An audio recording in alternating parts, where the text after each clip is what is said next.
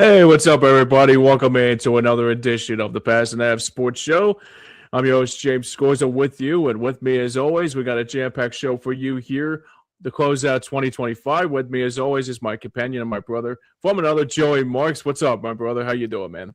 What is happening, Philadelphia? What's up, James? It is the end of 2025. It's been a jam-packed year. There's a lot to get to, and there's a lot to look forward to in 2026. And we're going to try and unpack it all today on the Pattison Sports Show. Yeah. Um, So, but so we got a couple guests coming. We were supposed to have on Austin Hamill and also Frank Finnegan. It looks like Frank Finnegan will be joining us hopefully momentarily. And Austin is going through I guess you can say it was some like an unspeakable accident, accident happened. But I Yeah, think but everybody he's is safe. He's safe. Everybody's fine. yeah. So So got we can just dive into it, shall we? So, yeah. so we put Joe. Where do we begin? So we're gonna start. We're gonna rip the Band-Aid off the worst and work our way towards the best. So we're gonna work at the Philadelphia 76ers, and we're gonna do kind of the theme of this show is kind of a then and now. So the then was last season and how bad the Sixers were. So at some point in the season, it felt like the Sixers started to tank in Hmm. order to get a better potential lottery pick, or at least better probability to get a better lottery pick because they wanted to get a better player. Now Hmm. we know who that player is now. We know it's VJ Edgecombe, and we know how good VJ Edgecombe is in currently. So I got to ask, James, with whatever you want to call it, the semi tank, the partial tank, whatever you want to call it, the last season and whatever the hell debacle that was, it was getting VJ Edgecombe worth it. Well, it's a good question because you think about what happened in the last year with the 76ers, and obviously you think about how much I guess they have grown a little bit ever since that year they had last year. But overall, I think Edgecombe's a really good player. I thought he is standing out very well. I think he's doing an excellent job for the Sixers right now too. And him and Tyrese Maxey, I think, are probably like really good. Like the closest thing probably, and maybe in a few years from now, will be like Iverson and Aaron McKee, like for Uh, that 2001 NBA, like that 2001 Sixers team that got to the NBA Finals. But the big storyline for me is that I think if they get Maxey and Edgecombe, they become a big piece to this team. I think they can go really far, but the only difference is Joel Embiid's still on the team, Paul George is still on the team, and unfortunately, it's like sometimes like when you're trying to be more successful, you have to worry about the other two in general. That basically it's something that it's like a little bit annoying at the same time too, because you see the team when they're not on the court. I mean, I guess Paul George is like basically trying to get himself back in shape again. But we all know what Embiid's state is. I mean, he's either here or he's either here and there sometimes, and sometimes when it matters the most, it gets annoying when he's still on the team, and sometimes when he plays doesn't play well. It looks like he's starting to lose his step here and there every once in a while too. But for me, I mean, I think the future is set, but otherwise, I don't know. Right now, it's set right now because of those two players, like I mentioned, and both Embiid and Paul George here. When we look back at the process years and we look about what players we got out of some of those some of those draft picks, Mm-hmm. we can look at Embiid as the only survivor, the sole survivor. Yep. Ben Simmons, Jahlil Okafor, Oh Markel Lord. Fultz, Nerlens Noel. Like we look at all those high draft picks, and Embiid's the only one left standing. And That's like right. you said, he's injury prone. He's losing a step, and he hasn't produced. I mean, sure, he's produced a lot career wise, but he hasn't produced as much championship wise. Here's my thing: if I took a semi or partial tank year and ended up getting VJ Edgecombe, who could be the linchpin with McCain and Maxey in order to flip this roster around for the coming future, sure, we have two anchors with Paul George and Joel Embiid, and I want to get to that in a minute in the now. But with Edgecombe and Maxey and McCain and some of the other youthful talent like Evans and Bona and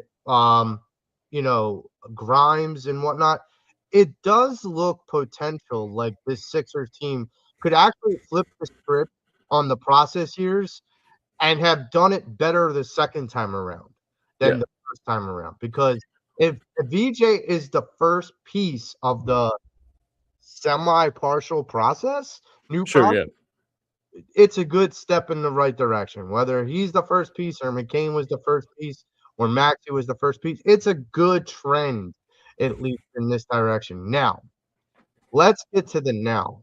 We Hmm. have, as you mentioned, Paul George and Joel Embiid. And the goal for this team, at least in some people's perspective, especially after last season, is getting back to the playoffs. Hmm. And I know people are like, no, that's not the goal. It's to get past the second round. And Absolutely, yes, right, but let's not put the cart before the horse. right, Let's get to the playoffs first, and then we can say, okay, you're here, you're at the table. Now go past the second round. right, Now, my question to you, James, is sure. would Joel Embiid and Paul George, knowing all of who we have that I named with McCain, Edgecombe, and Maxey, do you think or feel like the Sixers are one or two moves away from potentially being a playoff team despite those two anchors, those two veteran anchors holding this team back a little? Yeah, I think so. I think the team is probably one or two pieces away. I mean, obviously, I brought up in our opening statement here is that yeah, sure, these guys still got to deal with the Embiid and the Paul George headache, but other than that, I mean, I do like a couple players that they have in store. I mean, Bona is a good player that they brought in. I'm actually a big fan of a lot of other big players in general. So for me, yeah, I mean, I think they're one step from someone's coughing up along there. So I do. No, I it's think, fine. sorry about that. No, but all joking aside, though, so I think for me, the one thing that is a constant here is that the only reason why I think the Sixers will be better as a team in general, I think for me, it's probably like if they get rid of the Embiid and the Paul George saga, maybe they'll be like a playoff team at this point. Yeah, But overall, I think for me, I think it's probably not out of the question to say they're in postseason play. But right. at the same time, too, it's just like it's probably going to take them. It's going to be either how Joel Embiid takes them or it's going to be Paul George. But I wish it would be more Edgecombe and Maxey as we as at the same time too here more than anything. And here's my thing. So, when you talk about Embiid and George, there have been some potential trade rumors. I mentioned one the other day on Fly Like an Eagle, and it's interesting because I'm not sure if it's got legs, but if it does, it's interesting. Mm-hmm. Embiid and McCain for Giannis Antetokounmpo. Hmm. And my feeling is if that were the deal today, I would do it. Hmm. And there's a reason why I would do it. Because Giannis, in my mind, if you give him, the center of attention, yes, but if you give him talent around him, because I remember back when he had Drew Holiday and Chris Middleton, they went all the way to the finals. That's Like right. that Yeah, that that's that's right. the thing is if he has talent, like real certifiable talent, like a Edgecombe and a Maxi, I honestly think he could really do something with the team. And that definitely unloads Embiid and that injury circus. Now, yes, you do lose McCain in that situation. Now, the other deal that I've heard trade rumor wise is it's kind of, I guess, a salary dump, but it's moving Paul George to the Orlando Magic Hmm. for players and salary. Hmm. So we would have to pay part of Paul George's salary, but we wouldn't have to pay all of it, and we would get like about 3 or 4 players back. Now, are those 3 or 4 players Giannis? No. But those 3 or 4 players could be depth pieces. Those could be complementary pieces to Maxi and Edgecombe and McCain. Look, this team is moving towards the fast break Sixers. Right. They are moving closer to the Indiana Pacers type of tempo. I would not be surprised if they try to make those moves sooner rather than later. And speaking of moves, other rumors that have been on the rumor tree for the 76ers are two potential expiring contracts that are of players in Kelly Oubre Jr. and Drummond. And both are on their last year of their contract. They're potentially not going to get re-signed for the Sixers. So they are on the trade block. Now, my question to you, James, is if you would, first off, would you trade either, both, or one or the other? I would go after one or the other, because I think for me, Oubre's been showing out some good stuff in the last handful of games that he's had. And I got to say right now, I've been pretty impressed by him the last handful of games, and I think he's really become something there. And the other thing, too, is the positive here for the Sixers here, too, is that I think maybe if you get rid of Drummond or you get rid of Oubre, I think you can probably get good pieces out of it. Join us now is our good friend Frank Finnegan for the first time. What's up, Frank? How you doing, buddy? How you doing, boys? Happy holidays. Happy holidays, same to you, Frank. man. Frank, you're going to dodge the bullet. I'm going to move on to the next topic of the Philadelphia Flyers and save you the pain of having to talk about the Philadelphia 76ers. There's nothing to talk about the Sixers. Okay. Well, moving on to the Philadelphia Flyers. Frank, I'm going to just let you know. So we're doing a 2025 recap. We're doing kind of a then and now of like the different teams. So for the Philadelphia Flyers, last season, the Philadelphia Flyers looked good, then they looked bad. But one of the consistent parts of the Flyers that consistently looked bad, and James, me and you know this because when we did the post game, we bitched about it probably every time. And that was the lack of consistency and good play from the goaltender and their crazy ass head coach. Now, since that team has, since they have flushed both the idea of Harrison and they have fired Torts, my question to you, Frank, is do you think this team is better now that they have kind of washed their hands of that bad juju with Torts and have gotten a reality check with their goaltender? Well, let's be honest here. Torts isn't the guy you bring in to build a franchise with. He's just not. He's a good coach. Torts is a good coach. But this, I mean, for when they brought him in, he may have been necessary because they had a lot of veterans in the lineup. They didn't have a lot of kids. But what were they going to accomplish? And, of course, the shenanigans that the goalie got himself into really set them back. But even at that, when they started drafting the talent that they have now, Torts wasn't the guy. Tocchet is the guy. Right. I think Tocchet is the right guy, and I really think they're three pieces away from being a really, really good team. Because they have the supporting cast. They have all the supporting cast they need. But they don't have a lockdown frontline center. They don't have a lockdown sniper wing. And as well as the goalie play is, I don't have enough faith in them, in the goalie, to say, okay, this is a playoff goalie. But aside from that, they're moving in the right direction. They have pieces they can trade to get there. And I'm very encouraged. And they're probably going to make the playoffs this year and give us a little something to be excited about. And, God bless them because, man, there hasn't been a whole lot to be. I mean, thank God the Sixers are in town because if it wasn't for the Sixers, the Flyers would be they'd be at the bottom end. Yeah, right. So, James, I'm going to ask you the now part of this. So, with the new coach and the new goaltender, and we talked about Dan Villard a lot on the Flyers show. Right. My question with you is, we talked about the talent, we talked about the new goaltender, we talked about the new attitude with that Tocchet has brought to this team.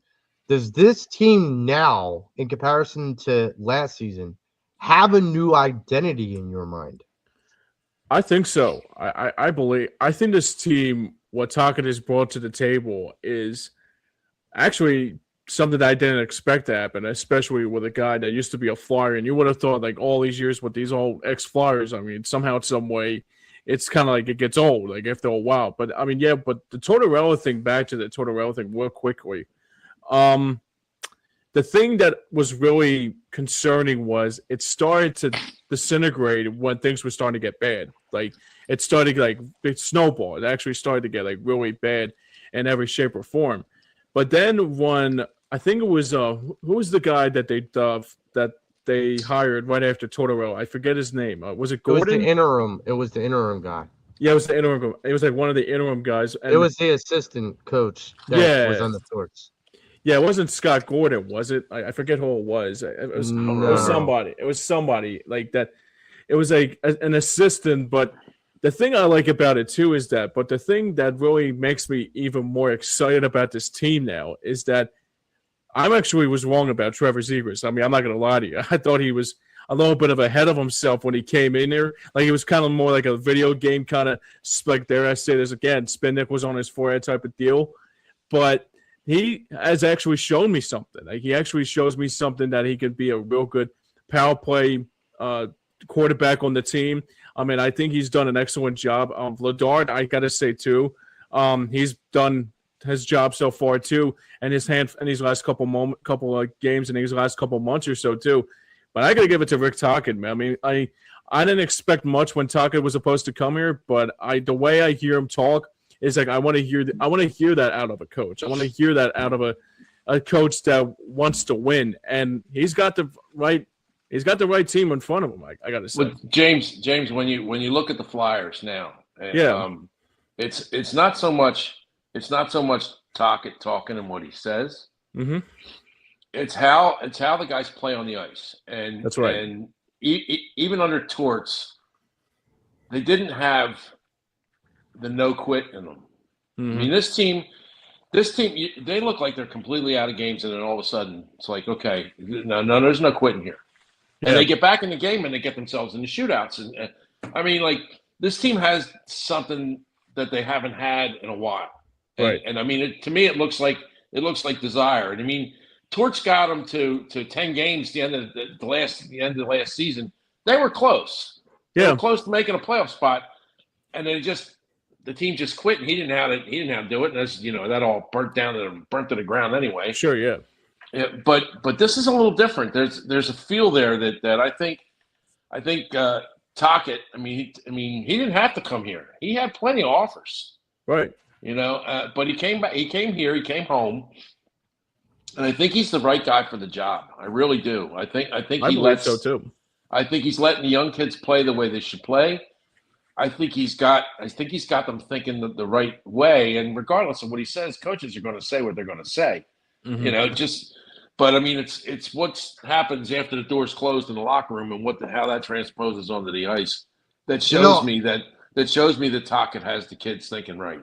I've said this before about a lot of different sports, and I'm more so about the Flyers this season. I feel like players emulate their coach's attitude towards things. And I remember Tocchet as a player.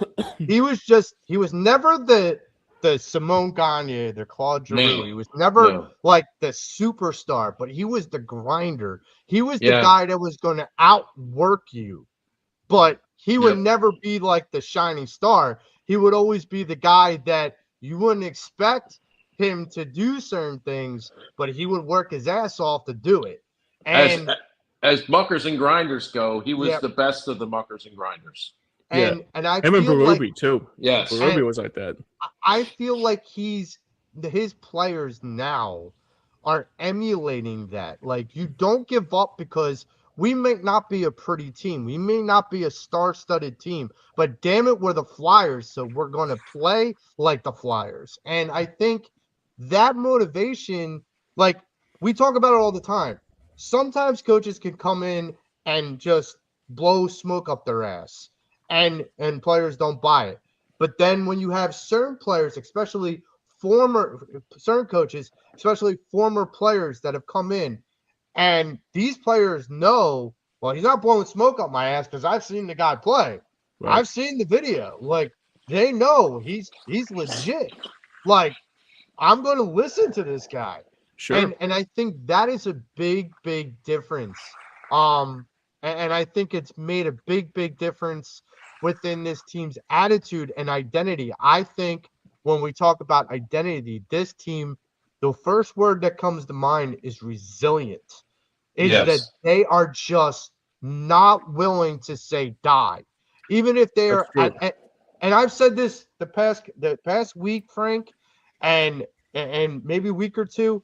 There are some teams that they've played: Carolina, Florida, Vegas, Montreal. Like, there are some teams that are way more talented than the Flyers on paper.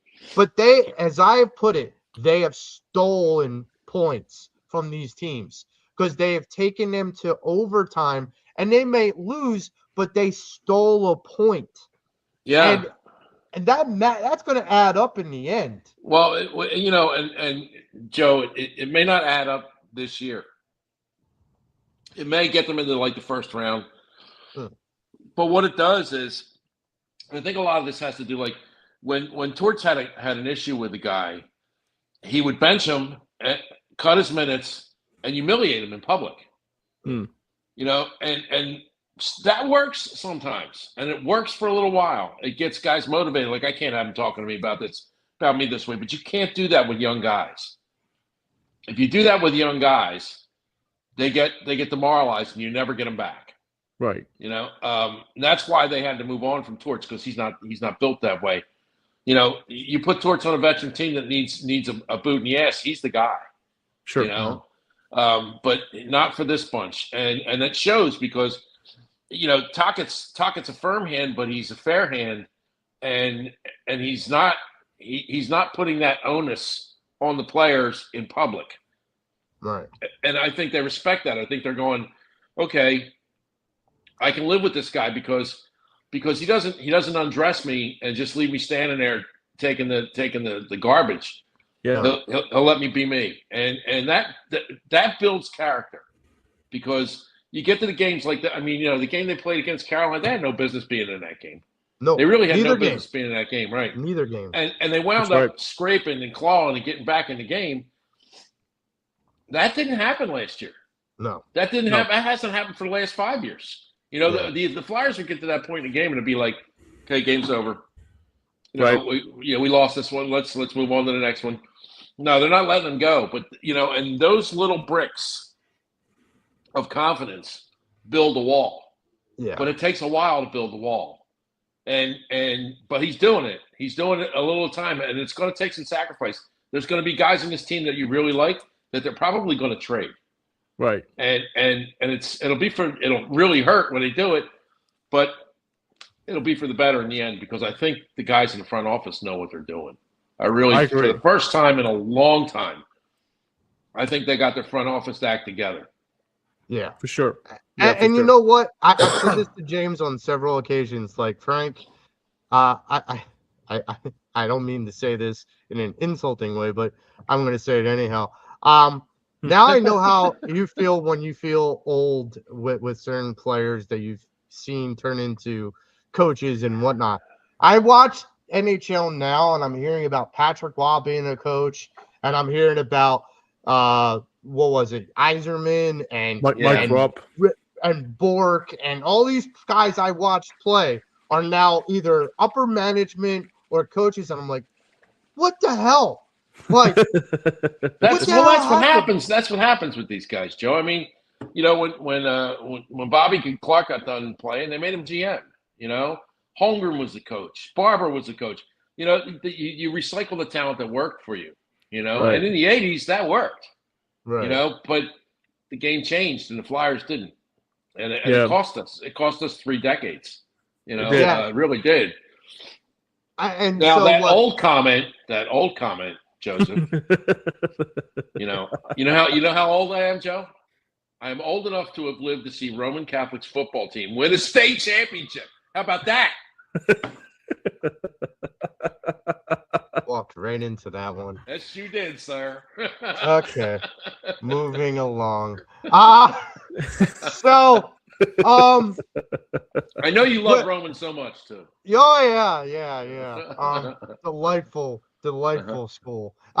Anyhow, so with the Flyers this season, Frank, you brought up earlier that you feel like this team could make the playoffs this year. I Now do. I'm going to put you on I the do. spot and get your crystal ball out. That all Flyers Nation, we had our colleague Austin Hamill on our Flyers show basically say about 2 or 3 weeks ago, he's like, I'm planting the flag. The Flyers Nation's back.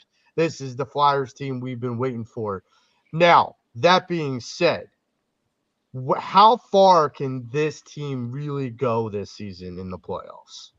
Joe, I would be thrilled if they got into the playoffs and maybe won a round. Okay, but you got to understand when they get into the playoffs, they're going to be a low seed. Okay. And it really depends on who they play. Like if they have to run into a Carolina, they ain't winning that. Nah. You know, so They'll probably do well with Florida, though. Yeah, I think they would. I think they would do well with Florida. I think they would do well with Washington. Yeah. You know? I do too. I don't think they would do well with Carolina. Nah. Unless they make changes before the trade deadline and get themselves a couple of pieces that they need. You know, but still in all, it's not this year that I'm hopeful about.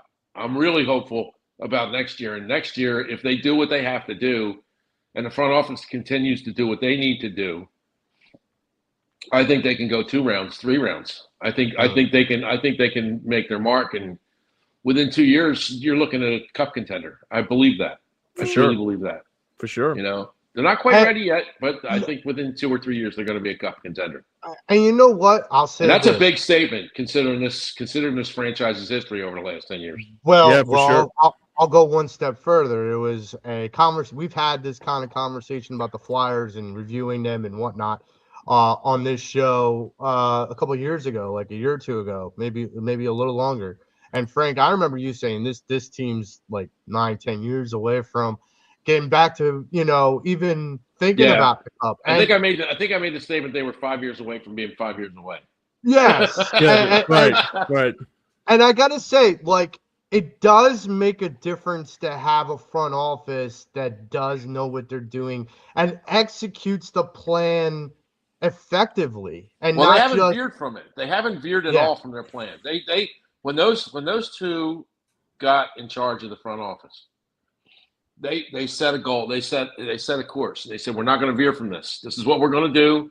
This is how we're going to do it, and it's the right way to do it. I mean, I'm sure it's been tempting to veer. I'm sure that in their minds it's been tempting to veer to other moves, but they've stayed the course. Well, they've been smart enough to realize that it's fool's gold. Yeah. You know, and I mean, I give them credit. I really, really give them credit because, you know, Danny Briere and Jonesy are doing a hell of a job. Yes. One hell of a job. Yes. Yeah. Yes, they are, and they're doing it. I mean, you see this, and this transposes into every sport. It's not just hockey. You can't buy a championship. Nope. Okay. Nope. I mean, you can buy a championship. You look at the Dodgers, but the Dodgers had to have initial pieces before they started doing this. You know, spending every nickel in the world. But you have to build from within. You have to have that base, and they have the base now. They have the base. But their last 3 drafts have been really, really solid drafts. Mm-hmm. And they filled their minor league system with good players. They filled the front team with good players.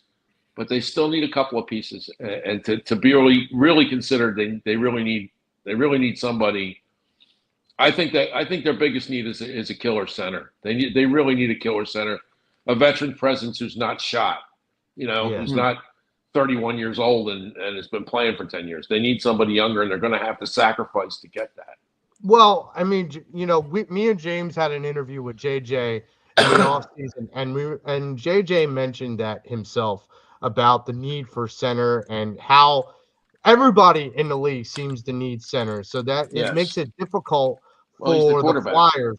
Right. It's like it makes it difficult for the Flyers to go get it when everyone else needs it too. It's like when everyone else's need is not the same as yours, it makes it a buyer's market for you. And now for the Flyers, it's like, do they have to give up more to get what they want? And again, you made a really valid point that Keith Jones and Danny Briere have been really smart about what moves they decide to make. They don't go after fool's gold. And so I think they are being very careful, Right. especially with some of the moves that have been made in the last year. With James, help me out. The guy that got traded to Carolina and then wanted out from Colorado.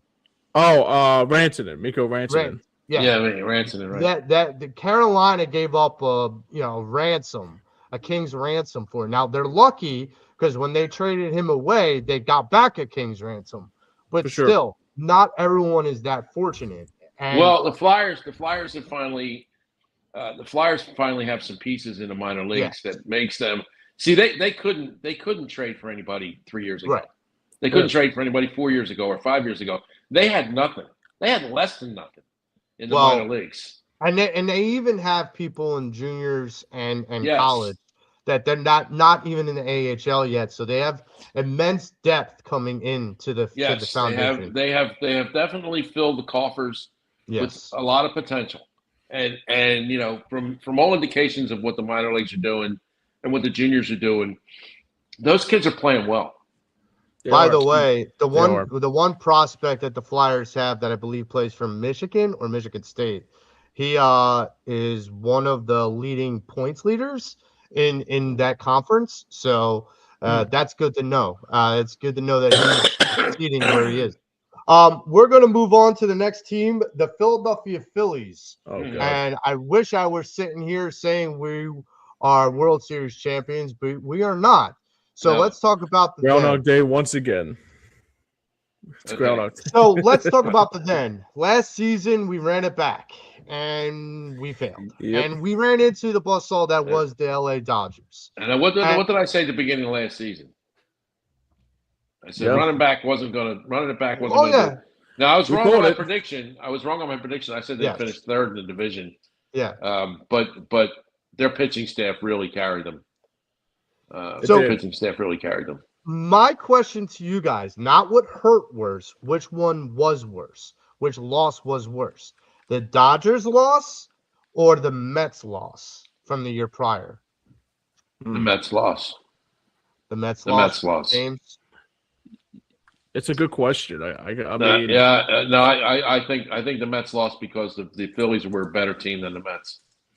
Yeah, they were. But the Mets played better and beat them. I'm going to tell you something. Yeah, I got to go with the Mets too. Got to admit, Joe. You look at, I'm going to 33, 32, 32, 33, 31, 31. What is those? What are those numbers? That's an old baseball club. That is the age of the core of your team. Okay. And the problem with that is 70% of them are untradeable. I know. So gentlemen, the Phillies took their shot. Okay. And they came up short. And the Phillies will not see a World Series with this group of players. They just will not. I agree. I understand that point. I do. Now, one of the reasons why I say the Dodgers is the worst because the end result, the Dodgers, I wouldn't have said that at the time. I would have said the Mets. If you would have asked me when the Dodgers were in the CS, I would have said the Mets, but I say the Dodgers knowing that they won the World Series because I saw the boat race that the Dodgers went on to win that World Series. And I saw the series that the Phillies gave the Dodgers. Understand, if that play doesn't happen and somehow we pull out a win in that game, that series is different. And who knows if we were their kryptonite, because we were their kryptonite during the season. that it just happened to be we crumbled at the worst possible time. And I'm not saying that has nothing to do with the core, because I got a bone to pick with the core too. It's not that I'm dismissing it. I'm looking at it from the perspective of how competitive the Phillies were in comparison to the Dodgers, in comparison to everyone else the Dodgers faced in that playoff run.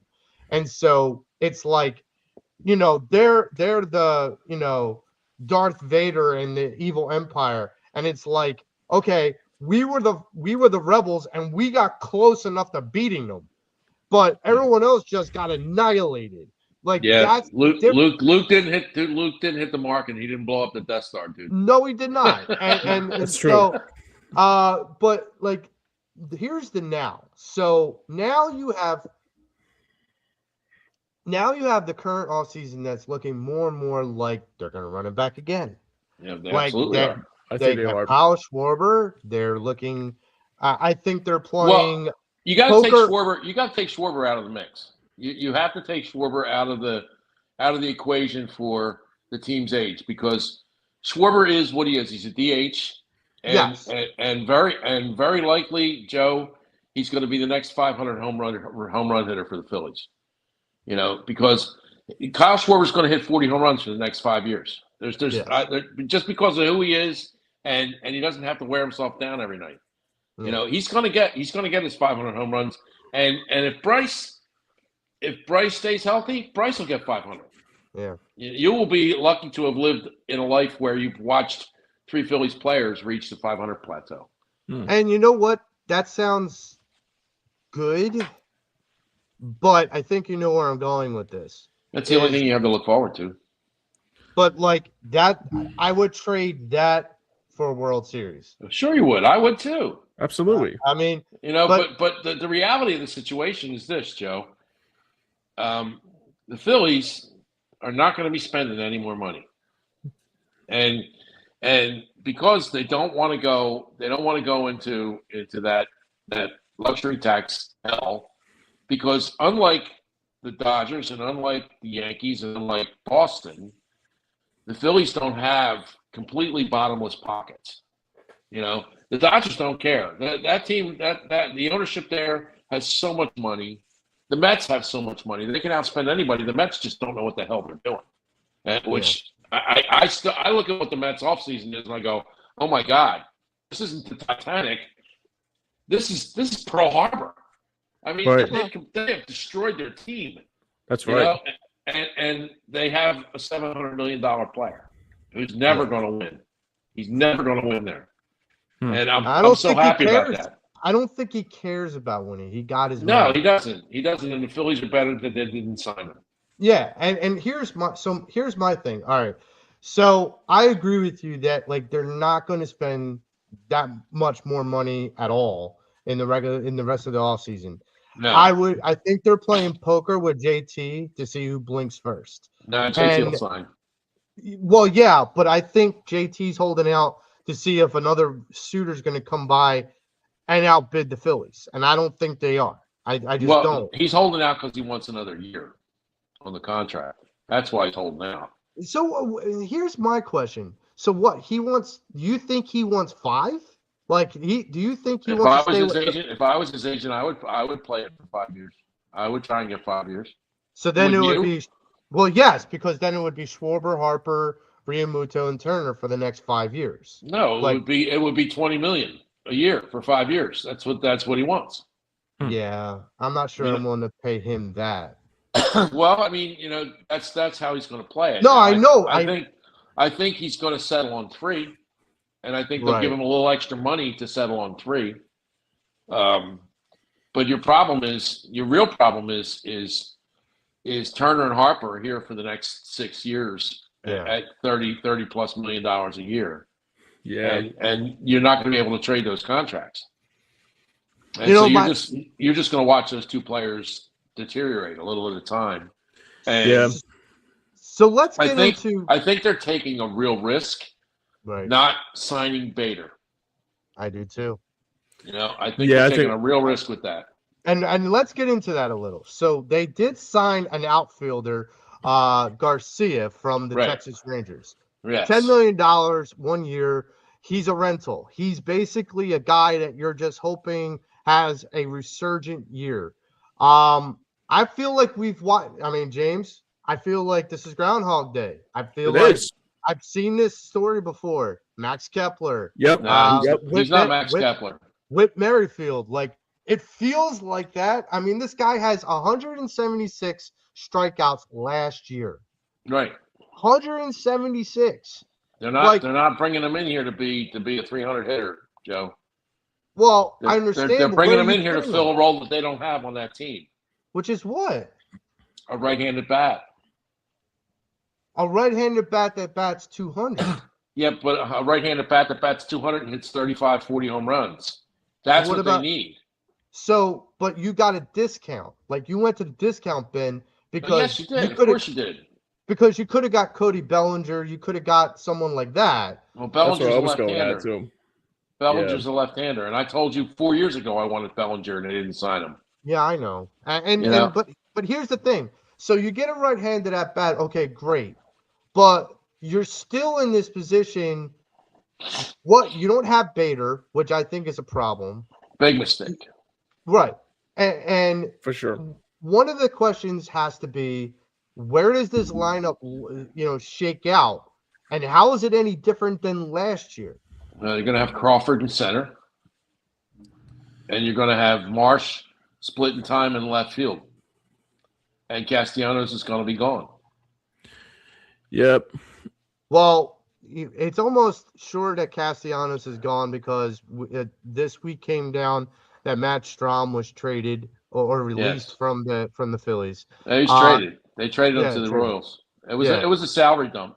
Matt Strahm was a salary. That's dump. what I was thinking too. I was thinking of that too. I think it was like something like that too. Here's my main question. So with Castellanos and possibly Alec Bohm on the trade block, what is that even like? Okay, I know what the answer is probably going to be, but I'm hoping that at least I get some level of optimism. Is there a point where we can get a mid-level talent in here for either of those two? Well, I think I wouldn't know. Alec Bohm, you might be able to. Maybe. It's a problem because Miller's not ready, and Miller's the guy that they need to take over third base. Mm-hmm. And do you bring in Alex Bregman? How old is Alex Bregman? 33? 29. He's 29? Yeah. How much does he want and how many years? Well, he's going to command over I would he's going to get 250. He's going to get 250, 280 million dollars. Yeah, I've heard that. The Phillies are not going to spend that money, dude. They're not going to bring another 30. They're not going to bring another 30-some million dollar a year guy in. They're just not. But let me ask you this too, since we're on the topic here about who we should bring back and who's going to be on this team. What's the status with Andrew Painter at this point? He's going to be on the team next year. Yeah. Oh. He and here's the other part. He's going to take Ranger's spot. Oh, he's going to take Ranger's spot, but more than that, you got this guy that they just signed, Keller, who's a middle reliever. He solid guy. He's a solid pickup. He's nothing to write home about. But here's my question. I mean, I'm just so underwhelmed by Dave Dombrowski at this point. His hands are tied. His hands are tied because of the salary that they have. I mean, he's doing the best he can with what he has. And everybody in baseball knows that the Phillies' hands are tied. Everybody in baseball knows that they're not going to spend buku dollars more. So tell me something, because I the way I understand it, because I always get in this debate with my friend, my buddy, and he's the finance guy. He went to Villanova for finance, so I'm like, I tend to listen to him when it comes to money, but I don't know if he knows what he's talking about here. He goes, it's baseball; they can spend whatever they want. No, they can't. So that's what I'm about to ask you. So here's my thing. So you're saying Dave Dombrowski's hands are tied. So is John Middleton telling him, I'm not going over this number? Yes. Okay. So So basically, he's not going over a certain number for total salary of the team. Yeah, Total- you realize what happens when they go into the next level, right? No, I understand that. But You know, you got to because look at the Dodgers, like you said. You got to look at the other teams that are going past those levels. They're risking that. but they're not risking anything. The Dodgers they're limitless wealth. So Right, but they're still hitting over those tiers. So they they're don't still getting care. okay. They That's don't what my care. point. That's my Yeah. point. They don't care. Well, So they don't why care should because we? we care because we don't have their money. We don't have their money. You know, I mean, the Dodgers and the Yankees literally are sitting on mountains of gold. You know, and we got a really nice pile of gold, but we don't have a mountain. You know, and Middleton, you know what happens when you go into the second tier? You pay not dollar for dollar over, you pay $2 for dollar over, and then you lose your first round pick. Yeah. You know, so you're looking at that and you're going, yeah, we could sign Bregman for $30 million, but he doesn't cost them $30 million a year. He costs them $60 million a year. right. Because they got to pay for that overage. And then they lose the first, so they Right. can't build back. Right. So I mean, there comes a point with the Phillies that they have to go, that's it, we can't spend anymore, and they've reached that point. And they've done it with what? Harper has 6 years. 6 years left on his contract, and Turner has what, 7? So I'm still trying to understand. So with the Dodgers, when they go over this and they lose and they pay $2 on the dollar, and then they're paying double and they don't care because they got the money, and then they Right. lose that first round pick. How do the Dodgers just don't have a farm system and the Yankees just don't have a farm system? No, They they just don't- have a farm system. I mean, of course they have a farm system. They have really good farm systems, but they also have limitless wealth. So to them, it's But not they don't have a about. first round pick. That's my point. Like, They if don't they're care always about losing that. their first round pick, They don't then care they're about always that. losing. They don't. Okay. They don't care about that because they'll buy a guy. Right. Okay, so sooner or later that plays itself out. Right. Sooner or later, if you don't replace what you have in the minor leagues, you can spend all the money in the world and it ain't going to buy a championship. You'll get to a point where it won't. Like Ohtani's not going to be playing like this forever. No. Right. So now the Phillies are interested in the kid in Japan who's a third baseman. Yes. And he doesn't want to play for the Dodgers, even though that's where all the Japanese guys are going. The Phillies actually have a shot at that kid, and that's a guy that they will spend money for.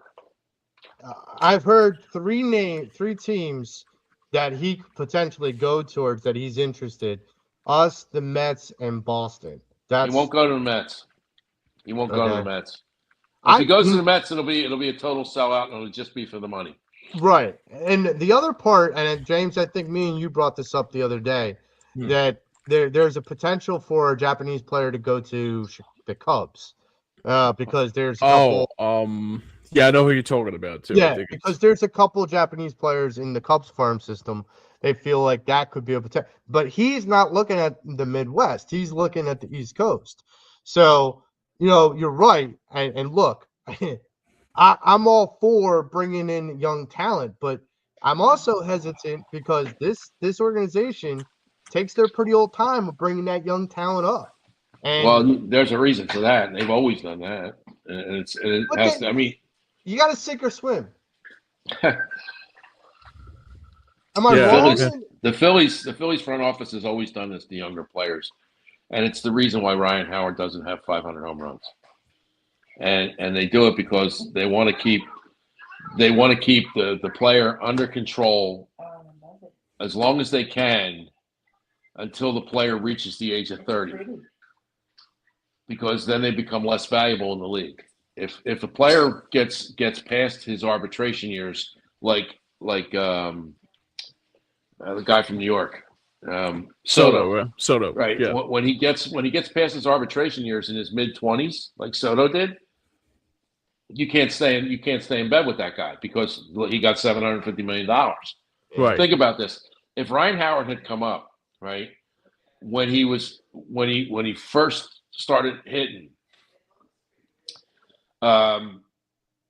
he would have reached the end of his arbitration years at the age of 26. Okay? Mm-hmm. At the age of 26, Ryan Howard was hitting 50 home runs a year. How much do you think he would have cost the Phillies? A lot. And how much do you A think? real lot. How That much would be do a you real think? lot. How much do you think a team like St. Louis, where his hometown, or the Dodgers, or the Yankees would have paid Ryan Howard? Would have been a bidding war. Yes, it would have been a massive bidding war. Oh my God! The Phillies have always done this to their detriment. I mean, they're greedy with their young kids. They want to keep them as long as they can, and they kind of did that with Bowman Stott, thinking that they would be better players, and they're not great. They're not bad players, but they're not great players. And really, it's bitten them in the ass with Bowman, because now Bowman kind of really nobody wants him. Yeah. You know, they couldn't trade him last year, so they're not going to be able to trade him this year unless they reduce their ask for him. Yeah, it's going to be steep. Who wants a third baseman that can't hit home runs?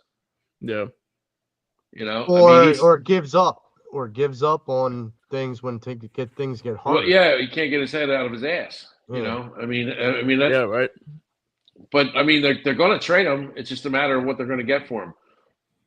So let's move on to the final team, our Philadelphia Eagles. And we're going to talk. This is kind of the bright spot of this show. And the then is actually one of the brighter spots, but it's an interesting point of view that I thought about. So last season, your Philadelphia Eagles, towards the beginning of 2025, brought home the Lombardi Trophy once again. And it was an amazing win.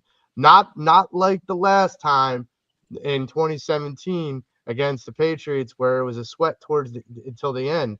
It was a boat race of the Kansas City Chiefs. Yeah. And so my first question, my question to you guys about the den, Frank, and I'll ask you first.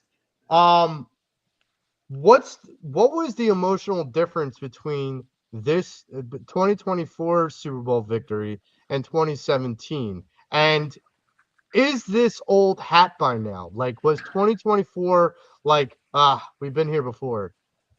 Yeah, this is Philadelphia, dude. You can't say this is old hat, because we barely got the hat sized. You know, I mean, it's not old hat. I mean, look, I've been around a long time. I've watched a lot of Eagles football. I've seen a lot of losing years. And I've been extremely lucky to have witnessed the last 20 years of Eagles football, because by and large, it's been very successful football. We've had really good teams. We've had unbelievable players. We've had Hall of Fame players. We got 2 Super Bowl victories and 3 Super Bowl appearances? Yep. In that time? I mean, that's pretty damn good.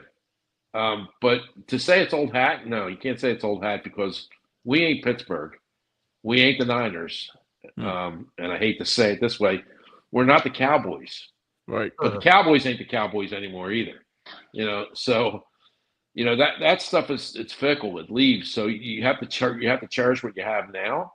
I thoroughly enjoyed last year's Super Bowl and the NFC Championship game, mainly because we beat the hell out of Washington. I loved that.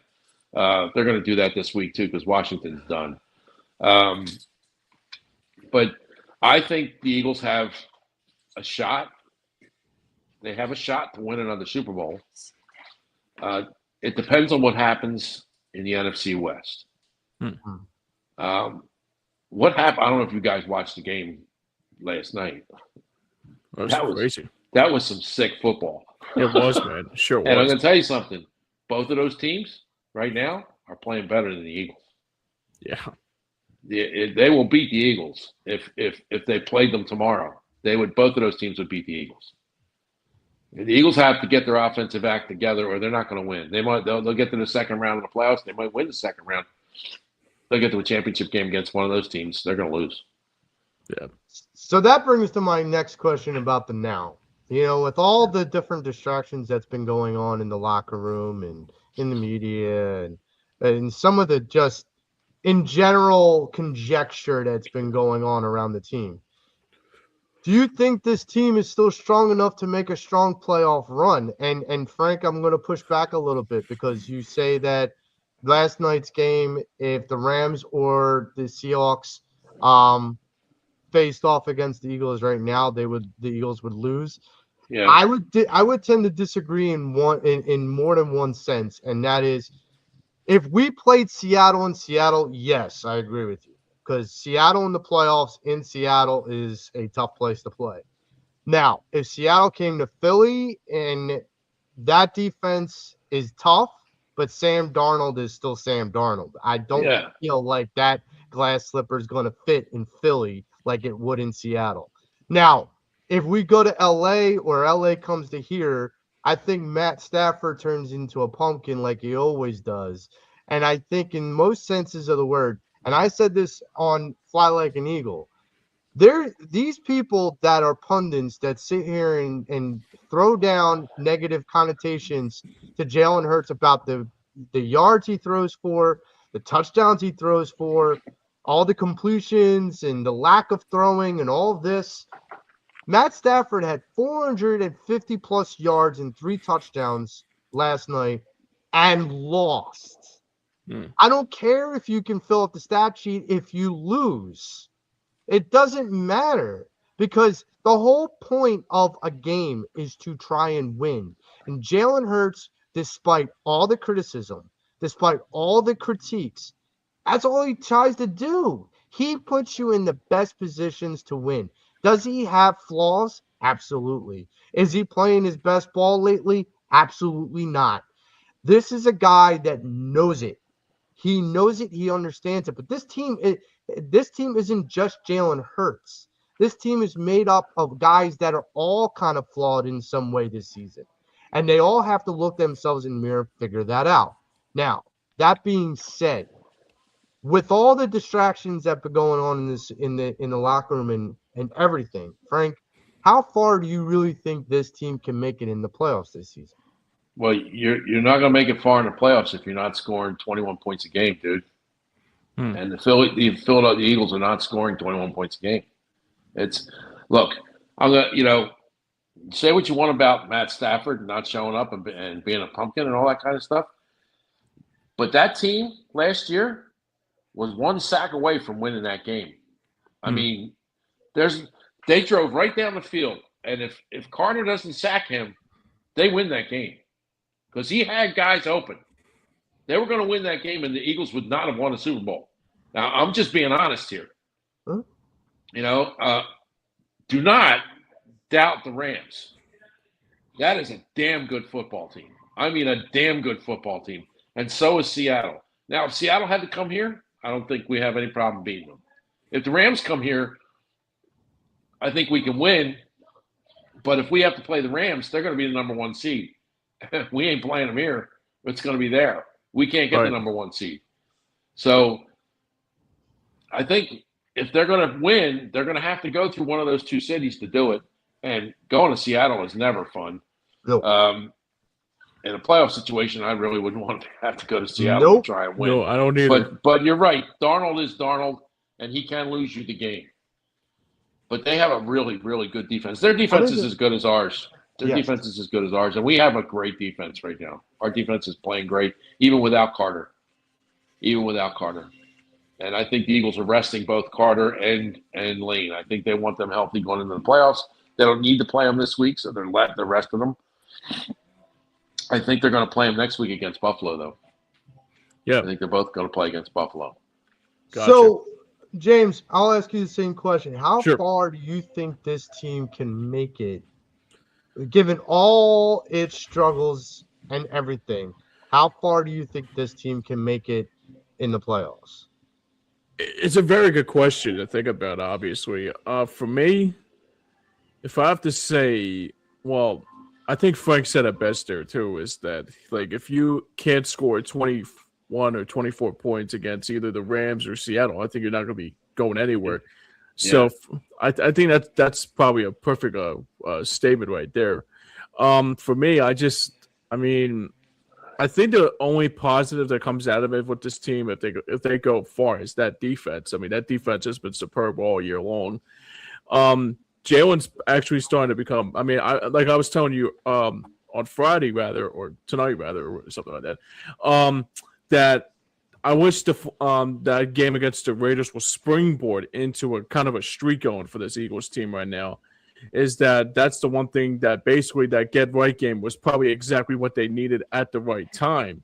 And I think now what they have to do here too is that they have to have that same mentality like they did last week and have that same mentality going into Washington when they take on Washington. And I think that's going to be the same thing with, I mean, Buffalo's still looking to try to win that AFC East. So that's going to be either New England's or Buffalo's. They'll have nothing left to lose at that point. But I like to say that the Eagles can go far. They could, but Seattle in January, the 12-man always being a factor like that, and then the Rams, like how good they are with Puka Nacua and all that. It's going to be tough, but if they can go far, that'll be great. But like right now, I just wanted to see more of a springboard like I saw last week and going into this week too. Really, the only thing that worries me about the Washington game is Washington plays dirty. They do. They play really dirty football, and their coach inspires that kind of play. And I'm afraid going down and playing on that lousy surface that they have in Washington with those dirty ass players that we're going to lose a couple guys. You know, and that would really hurt because they have to have their guns loaded when they go to Buffalo because they're going to get a game when they go to Buffalo. They are going to get a game. Yeah, it's going to be a tough matchup. But hopefully they can't lose this week. If they lose this week, they could lose this division. They could. They really could. So they really need to win this game this week to put this division away. They really do. Absolutely. So for me, with how far this team can go, it's really going to depend on, and we saw it a little bit with the Raiders. We saw a little bit of the run game get going, and we definitely saw the defense lock down. And it's like I said on Fly Like an Eagle, the two things that travel well in the playoffs are defense and run game. And if you have a strong run game and a strong defense, you can pretty much dominate any team if you wanted to. But here's the problem. What can be done as far as improving that run game? When you play the Commanders twice, that poor defense is going to give you an opportunity to try to exploit some runs and open up. But, Mitch brought it up best. If the scheme doesn't change, then we are just running in a hamster wheel. Right. And I feel like we will go in the playoffs as far as our run game and defense will allow us. So this is where I'm saying. Well, what's the problem with the run game? Tell me what the problem is with the run game. 3.5 yards a carry, not enough towards at least my opinion is Saquon's getting a lion's share of the carries, but he's not getting a lot of the yards that he would normally get. Not to mention because the holes aren't there. Why aren't the holes there? Because the offensive line's banged up. There's your answer. Yes. There's your answer. The offensive line went from a top 5 offensive line to like 17th mid-tier in the league. Yeah, mid-tier. Yeah. Okay. And it's a lot of it is some injuries. They're banged up. A lot of it is new personnel. They're not playing like the offensive line that played last year. They're just not. And I think they're like 26th in the run. They're like 28th in passing. This team's offense is really, really, really in a rut. Even though they played the Raiders last week and played well, but it was the Raiders. That's true. Okay, so that's what I was hoping too. Is like I wonder if the same. Like, even though they won last week, I'm just saying, okay, maybe was it because it was just the Raiders, or was it going to be a springboard into a little bit of a streak? No, it's the Raiders. The Raiders stink. Now that's also true. I know I'm going to get pushback from you, Frank, because you're always going to say this. The Commanders have just as bad of a record and potentially just as bad of a team, defensively especially, as the Raiders do. My thing is, this Eagles team shouldn't take the foot off the gas at all. No, or they shouldn't. if they were able to do that to the Raiders, they should most certainly be able to do that to the Commanders. Joe, how And- many years have the Eagles have had heads and tails better team than Washington, and Washington finds a way to beat them at least once. Oh, I understand, and I knew you were It's going like to a go. million to well, one. Like sometimes, like I knew It's you were all- going to go. you know, I knew you were going to go. It's the NFC East. It's always competitive. I know. it's that team. It's not just Yeah. the NFC East. It's that team. That team is they are a Oh, pain in I'm our aware. ass. I'm aware. It's my dad's team. I'm aware. Yeah. I'm aware. For As 40 long as I- years, I'm aware. Yeah. As long as I've been around, like the Commanders, Redskins, you name it, they've I been. mean, I knew they would flop this year because of the schedule that they were going to get handed. Because last year they had a last place schedule and they just ate everybody up. Well, You know, and Daniels I- is what he was. He was a flash in the pan. He's not great. yes. And here's the other thing. I knew that they were going to kind of go in a downturn because when they went into their offseason and were going for all aged guys, Yes, guys that That's true. aged it's a out perfect of their example. prime. You can't buy it. You can't buy it. Right. No, you And, can't. and like I said earlier, Joshua Harris, the Commanders owner, he bought aged and really injury-prone players. Huh? Where does that sound familiar? Where have you seen this pattern before? Hmm. Where have you seen that pattern before? Maybe, Hmm. maybe in Philadelphia on the basketball court. Maybe in Maybe. New Jersey on the ice rink. Maybe. You know, Right. I mean, he did the same thing with the Devils. Yeah. Yeah, So, right. I want to get before we get out of here, I want to get you guys predictions on the remainder of the season because the next time we'll be joining you with Pattison Ave Sports Show will be January 3rd, 2026, the new year. So that will kind of be towards the end of the season and entering into the playoffs. So, Frank, we have the Commanders, the Bills, and the Commanders. Give me what you think the Eagles are going to do for the remainder of this season. I hate to say this. Oh boy, I don't really like hate. when you start a statement I like really hate to say this. that. I think they're going to be 1-2. Oh no! Oh I man! think they're going to be 1-2. Oh, I'm just not confident in their offense, guys. I can't. I'm with you. Here's the problem. I can't see them beating the Commanders in weeks, 2 weeks apart, twice. I'm going to ask this, Frank, because you brought up that you're not confident in this offense. Okay, so Right. if this team flames out quickly in the playoffs, and it's due to their offense, Right. does Kevin Patullo get fired? Absolutely. Does Nick Sirianni and Kevin Patullo get fired? No. Okay, No. Just Kevin Patullo. just Kevin Patullo. Okay, Yes. James. And I guarantee you, the next offensive coordinator they hire, they're going to sign him to a multi-year contract and lock him in and say, "Listen, part of this deal is void if you decide if you get a head coaching job." Let me ask you this. Frank. Who you think will be, in your hindsight, being like 2020? Who you think the Eagles would hire if Patullo is fired? Oh my God! It depends on who's available at the end of the year. There's going to be guys available. I can't answer that question. Yeah. It's a really hard. I mean, like, who the hell saw the guy in New Orleans come here? Kellen Moore, right? Right. I didn't think that was going to happen. I mean, in a million years, I would have never said Kellen Moore. Yeah, right. I wish we had him back. Yeah. You know who you might see back here is Frank Reich. Yeah, that's what I was thinking. You might see Frank Reich back here, and I would be okay with that. Yeah, I would. But here's the problem, and it's a big one because this has happened before here. I hope they're paying attention to history. But are you going to go? Are you going to go to your head coach and tell him you got to fire his buddy? Oh, because that happened before. Isn't that part of the business? It happened before, and what happened?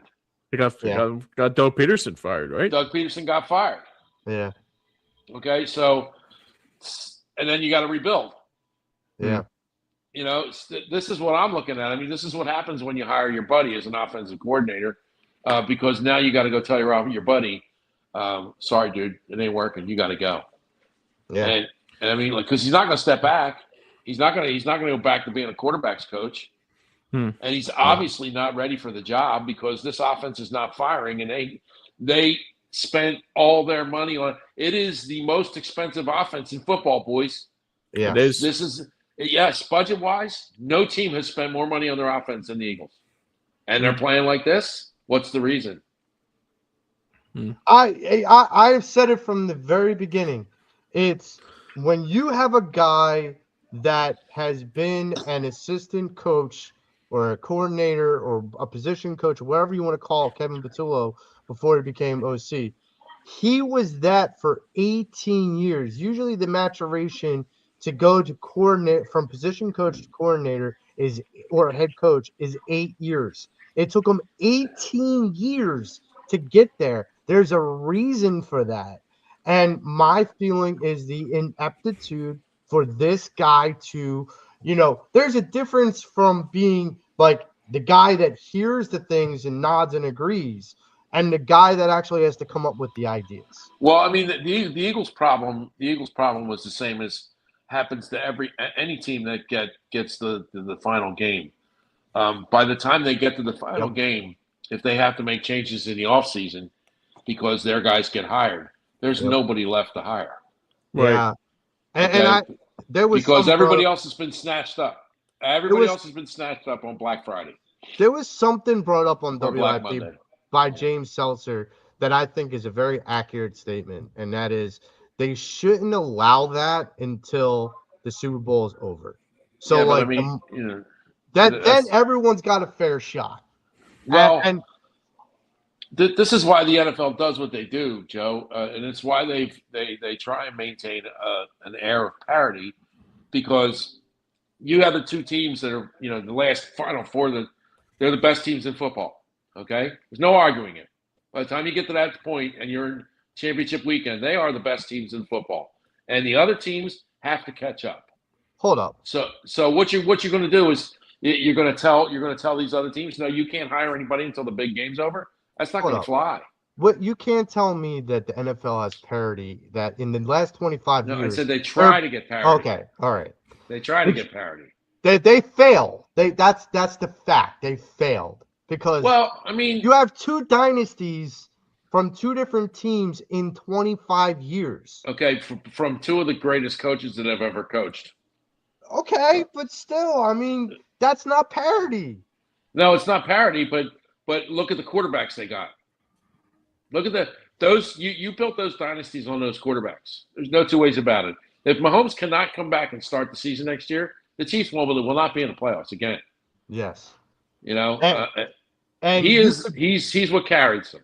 But you can bet your bottom dollar and dollars to donuts that the Kansas City Chiefs, knowing or not knowing by then whether Pat Mahomes will be back before the opening game, they will pay for a backup quarterback. Absolutely, they will. They will pay out the nose to get a guy that can. If they don't have to find a new coach, what if Andy Reid? If Andy Reid retires, then that dynasty's done. I don't know if he's gonna. Why would he? If he looks at Pat's injury and goes, "Oh, you know what? No, I ain't gonna do this. I'm done." Maybe he just walks away. Wow. Okay. I don't know if I write Pat Mahomes off that quick, but no, I'm not saying write him off. But what if he can't come back till mid-season? No, I get that, but I think Kelsey's already tuned out too. I think Kelsey's retired. Kelsey's already said he's going to retire. Oh, all right. I didn't know that. Yeah, he's done. Gotcha. So he's got to plan a wedding. He's got to go on tour. Hey, look, he's got the life. His fiance is a billionaire. What the hell does he need? He doesn't need to bang his head against another tackling dummy for another season. No, he just needs to bang. He doesn't. Bang his head. So it's a family channel here. Anyhow, so James, your prediction on the last three games: the Commanders, Bills, Commanders. Oh man. Oh. That being said, I think the Eagles make it to the NFC Championship. Interesting.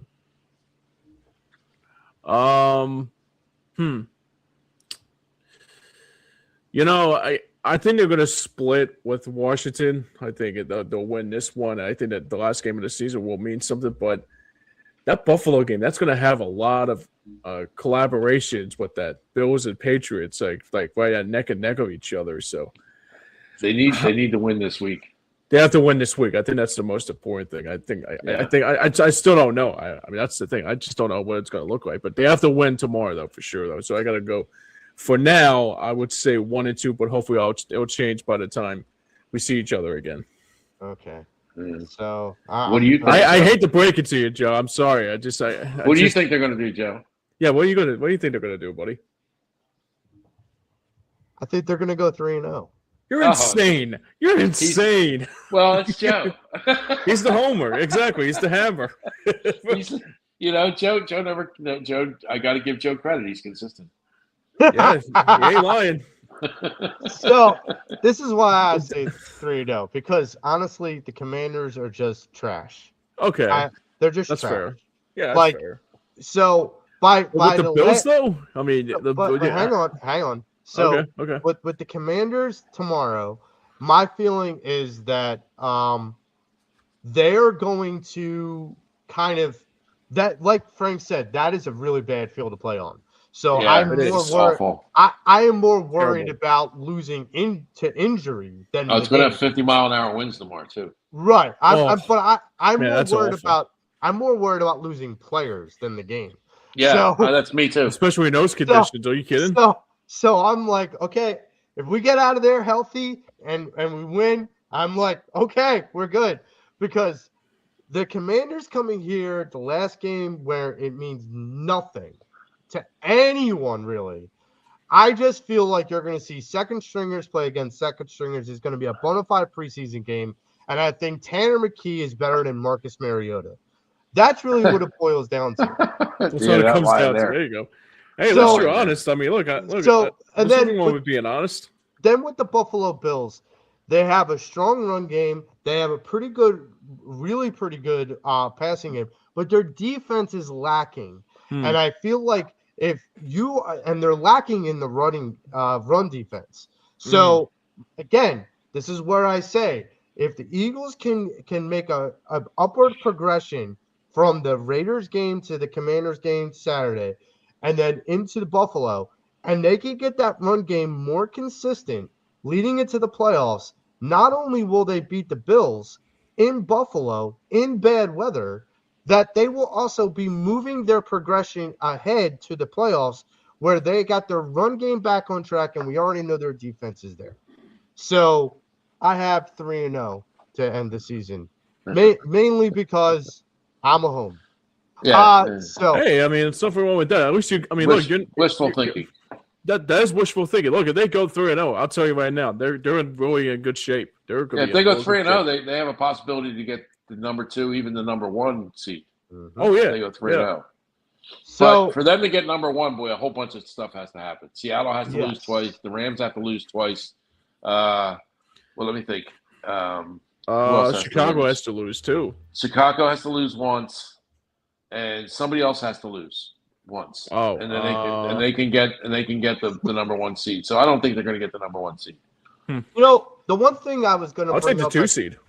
The Fly Like an Eagle podcast, and I can bring it up a little bit slight right now, is that in the NFC, the reason why I feel like this team can go far is I look at the other teams in the NFC that are going to possibly be in the playoffs, and the only one that stands out to me that I fear, and only fear in the sense of if the venue is wrong, is Seattle.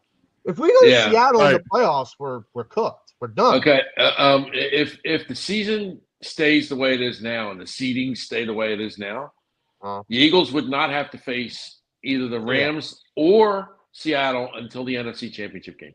Ooh. Which would then be at either Seattle or LA. Well, no, because LA would come in as the 5th seed. They'd have to come here. Oh, okay. And it'll be in Seattle for the championship game? Yeah, right? It would be in Seattle for that. If they played Seattle, it would be here if they played LA. I do not love that. I don't like that either. I do not love that. Seattle can lose. It is Darnold. It is Darnold. No, Sam Darnold turns into Sam Darnold. That's right. I understand that, but that place is it's crazy. Stupid. It's crazy. It's some kind of stupid. I Yeah. just don't know. Yeah. You know, and we have rabid fans, but whatever the hell happens over there is just I don't know. It's like a I think freaking it's mosh a, pit. I think it's a salt air. I think it's a Pacific salt air. That does it. Yeah. Either that or Um, mosh pits. Like a ton of mosh pits. Yeah. we're gonna wrap it up and get out of here. But before we do, I first want to wish everyone a happy holidays, a safe New Year. Please remember, if you drink, get a ride, Uber, Lyft, whatever you got to do not drive. Frank, I want to thank you for coming on. I Yep. want to Thanks wish for you having me, boys. I want to wish you a happy holidays and a happy New Year. We'll definitely see you in 2026. Yes, you will. James, we will see each other on Monday. Yes, we will. But I will wish you a happy holidays as well. Likewise, brother. Thanks for coming on, please- Frank. Hey, Yes. happy holidays. Please, everybody, have a safe holiday. Don't do anything stupid. Yeah. You know, you want to Yep, be here again everybody. next year for the same kind of stuff. And guys, after we sign off, I have to talk to you once we're off. Okay. Sure. So one of the things I wanted to say is, if you are not already a subscriber, subscribe to Hardcore Sports Network or Stream Punk Entertainment PA on YouTube. Check us out on Facebook, Twitch, and Twitter. You can also check out my Twitter at JoeWolf112680. I'm starting to put up more content. I have my own website that's going to be coming up on the new year, selling different products and having different blogs.